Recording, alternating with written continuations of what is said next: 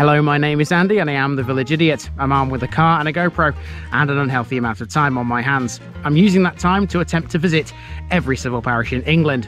You're watching the Derbyshire Dales series. The Dales contain some of the most beautiful British scenery. It's a magnificent area. Here's one of its 109 civil parishes. Welcome back to the Derbyshire Dales again, people. Now, one of the disadvantages to covering Lincolnshire means we don't actually see many of these things. A big cliff face. Well, it's Derbyshire to the rescue here, because that cliff face here has got a very interesting tale attached to it. Welcome to the parish of Stony Middleton.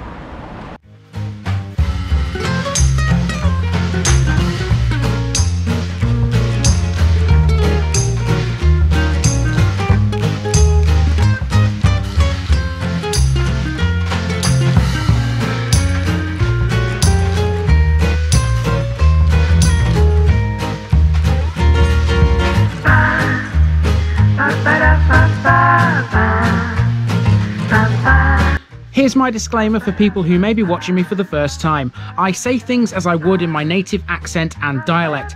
As a result, I may not pronounce things in the same way as the locals do. Remember, I'm a visitor. It's impossible to know everything.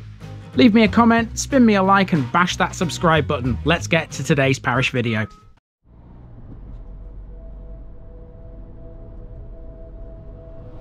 Stony Middleton, Rocky Middle Farm. Today in the Derbyshire Dales we come to a village which on its very own welcome signs claims to be historic, yet weirdly on an information board it refers to itself as a forgotten village. I'm not sure how it can be both, but we might get some clues as we wander around. Stony Middleton is the name of this one. It lies on the A623 just to the west of the much larger village of Carver and just south of Eyam. When passing through it by road, you cannot fail to notice literally its biggest landmark, a sheer cliff face that towers over almost everything here. That cliff face has a special name, which relates to Hannah Baddeley, a woman who became a local legend back in the 1700s. We'll discuss how, but be warned, her tale is not for the faint of heart. Stony Middleton has a few other notable bits. For one, it has perhaps Derbyshire's most unique fish and chip shop because it occupies a former toll house. Elsewhere on the main road is a cross, not unusual in and of itself, but what it stands for is. One of the most unusual features in Stony Middleton can be found on a small lane north of the church, where a double-apexed hut stands over a hot spring, said to be connected to the Romans. One thing's for sure, if this place is forgotten, as that board suggests, it won't be after this. Let's go.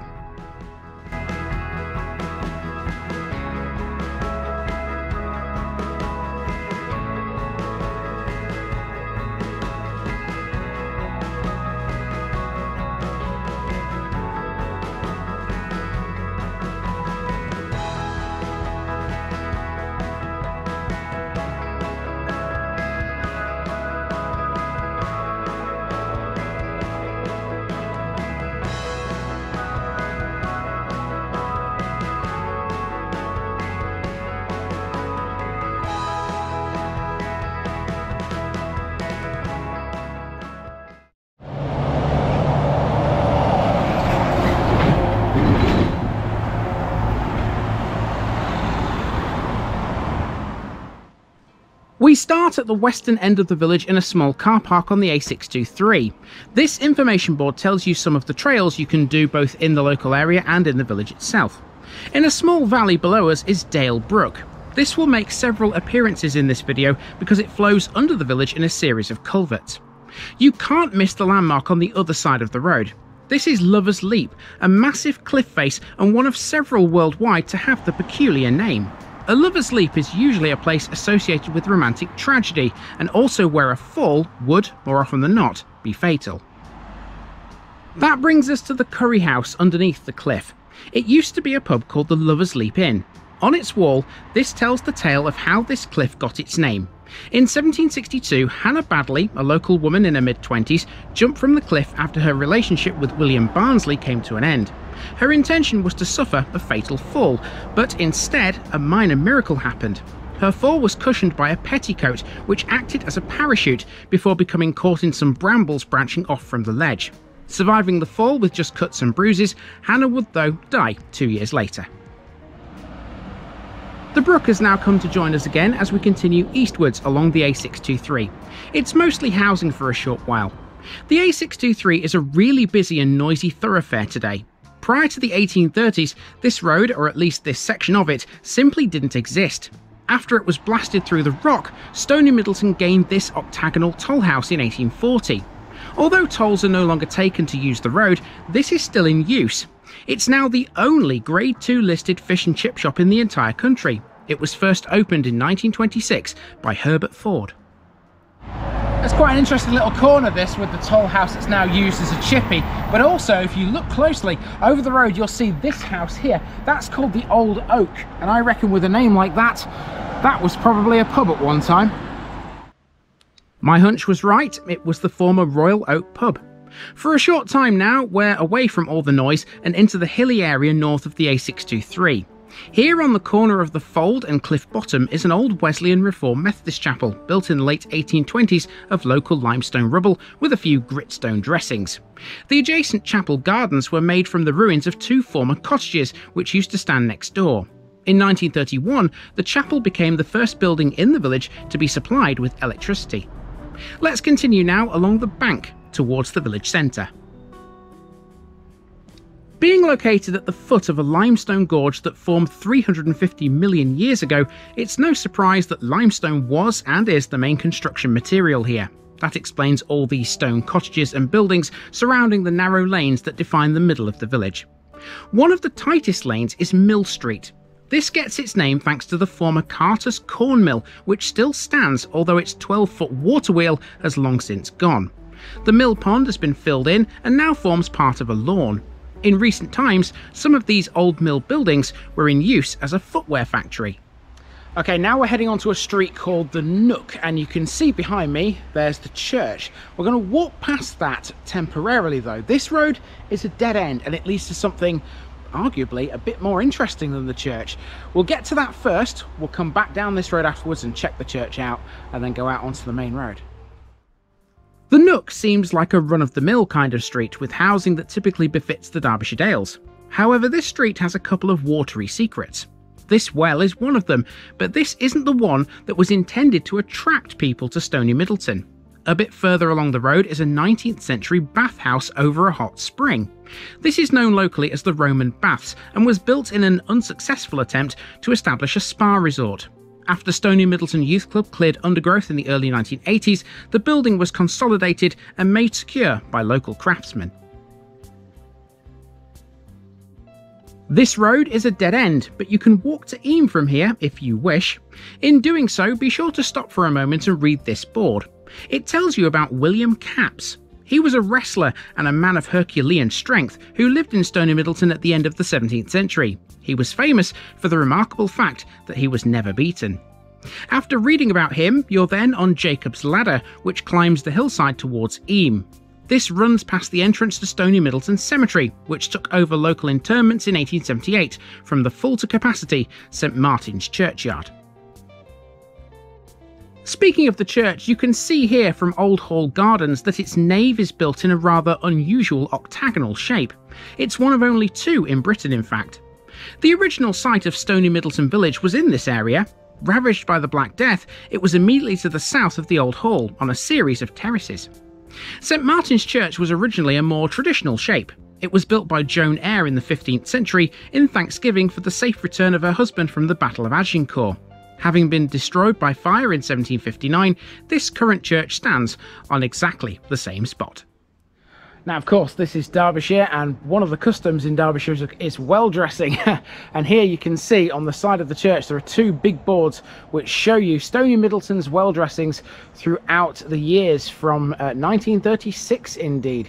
Loads of old pictures on here, and doesn't it look fantastic? Absolutely fantastic. In fact, this board on the right here shows you all the different well dressings. The one on the left shows you the different entertainments, so I can see all sorts of things here. There's maypole in the middle there, some children, some horses in this top corner here, what looks like some Morris dancing. It's a very well celebrated thing, this in Derbyshire, and this just goes to show how much effort the locals put into it. There you go.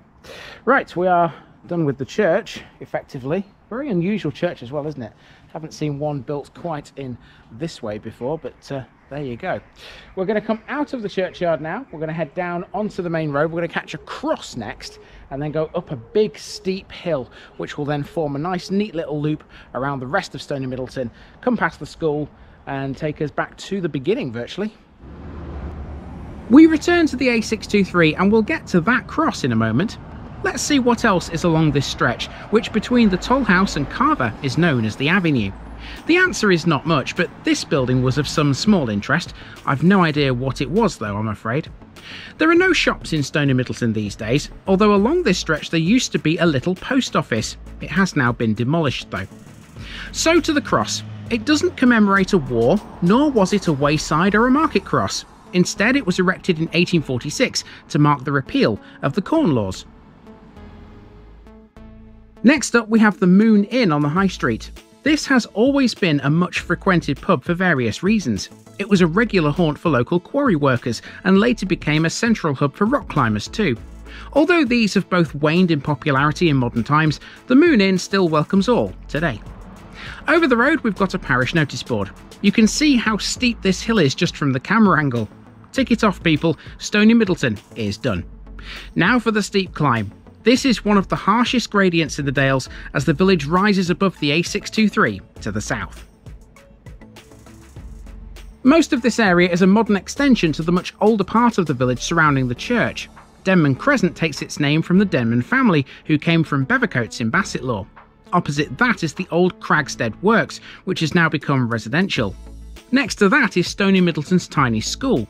Built in 1835, this was one of the earliest schools in the area, predating both those at Eyam and Grindleford. It was enlarged in 1845 and a further classroom was added in 1893. Situated partway up the High Street, it stands on a corner where the road meets the Dale mouth. Well, this road just keeps going up and up and up. It gets steeper and steeper and steeper. Luckily for us, we don't have to walk any further up it because outside the school there is a public footpath which is currently behind the camera, which I'm going to use to get back down to the car park where we began. Just before I do that though, I want to make mention of that building over there. That's Hancock's Butchers, which I'm pretty sure will be enthralled that they're now on this video. Let's carry on back to the car. The Dale mouth is just as steep as the High Street. There isn't much to write home about on this path, if I'm honest, but it does a pretty good job of showing you just how steep of a hill the High Street actually is. This 30 seconds or so from top to bottom will hopefully show you it's not an easy task walking downhill either. We have some driving bits to do before we leave the village behind, but we've also got to make a mention of an ancient castle, the remains of which can still be seen. North of the bank, behind all the stone houses, is a semicircular earth platform called Castle Hill. Now, despite its name, academic opinion varies as to what this earthwork originally was. It may have been a ringwork castle, but others believe it was simply the foundations of a summer house. Whatever it is, it's not publicly accessible. What can be said for certain is that the building that once stood there had a watchtower with a surrounding wall and a valium or ditch leading to another similar hill called Castra Bank. Pot shards dating from the 13th and 14th centuries have from time to time been revealed at the site by the activity of moles, and in 1806 an iron battle axe 4 feet long was found in a side wall of an old barn that was being demolished nearby. Lead smelting was one of the many local industries centuries ago.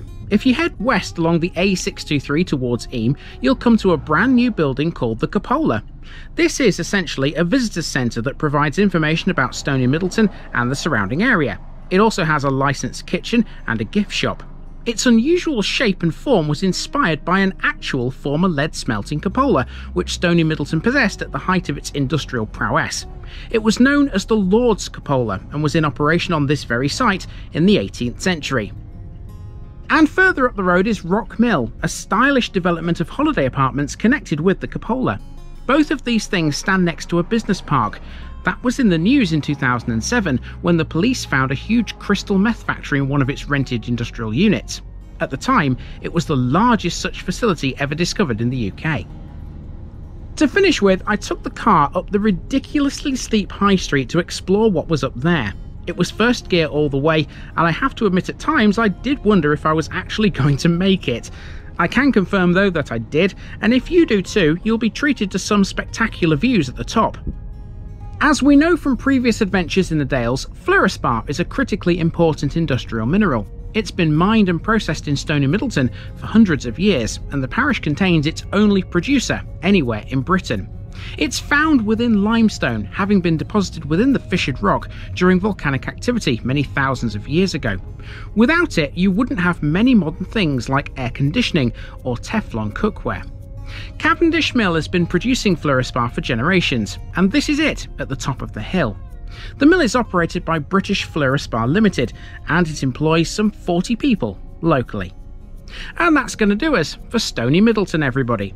See you later all.